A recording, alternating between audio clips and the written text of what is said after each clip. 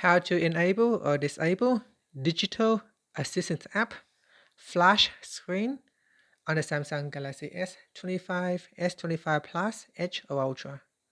First, tap on the home button to return back to the home screen. Then on the home screen, swipe down at the top to open up quick settings. Now from here, tap on the settings icon. Next, we scroll down and then tap on apps.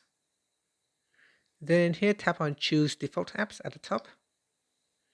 Now scroll down and tap on digital assistant app. Then we scroll down to the bottom and tap on flash screen. Tap on the toggle button to switch it off or turn it on.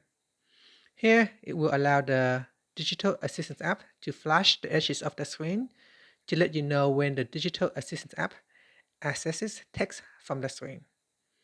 And that's it. Finally, you can tap on the home button to return back to the home screen. And that's it. Thank you for watching this video. If you find it helpful, please like and subscribe to my channel for more videos.